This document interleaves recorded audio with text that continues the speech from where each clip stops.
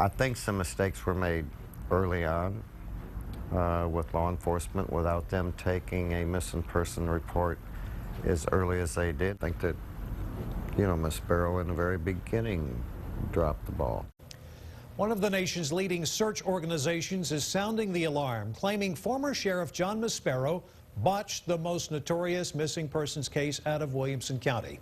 Rachel Cooke disappeared nearly 10 years ago in broad daylight right in her own Georgetown neighborhood. Her disappearance has puzzled investigators from all across the country. How could a young girl vanish without a trace? Well, tonight, KXAN Sally Hernandez reports new information on the case and strong criticism for the former top cop in charge. This is who we're looking for, 5'2". Concentrate on the ground. Possibly a Trans Am, older model.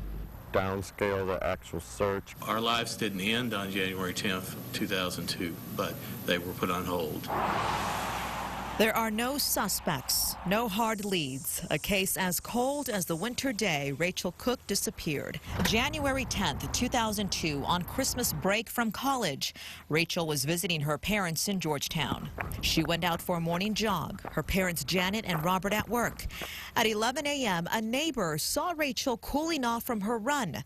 That was the last time anyone saw Rachel alive.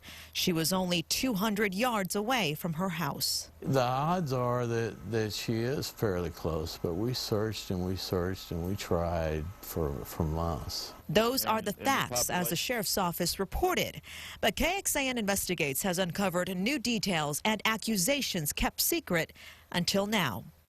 You might recognize Tim Miller from search and rescue group EquiSearch, known for helping in high-profile cases like Natalie Holloway and Kaylee Anthony. Who's in charge of the horses? But Miller's first big case was Rachel's.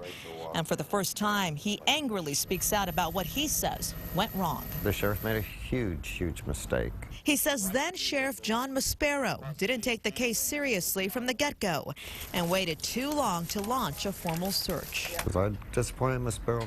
Sure was, and you know what? The whole sheriff's department is only as strong as their leader, and I certainly believe that they had one of the worst leaders for the biggest missing person case they've ever had. Rachel never got the chance to finish her degree.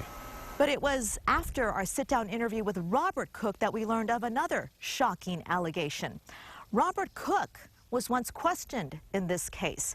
Robert says that he was interrogated by investigators from 5 to 6 hours and failed a polygraph test. An investigator asked Robert, "Do you know where Rachel is?" Robert said no and failed the polygraph.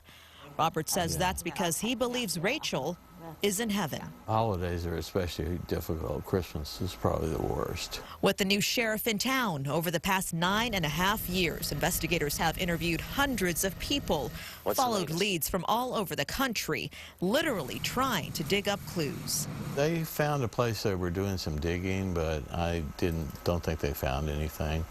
And nearly 10 years later, Rachel is still nowhere to be found. No parent wants to outlive their child. Sally Hernandez, KXAN News. We talked to former Sheriff Maspero on the phone, and he denies Tim Miller's accusations. He says, quote, "In my opinion, I brought in the finest people I could think of, the Rangers, FBI, and Austin Police.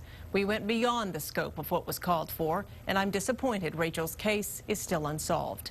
The Sheriff's Office department still actively working the Rachel Cooke case. Will continue to follow up on any new clues. If you have any information, call them at 943-1300.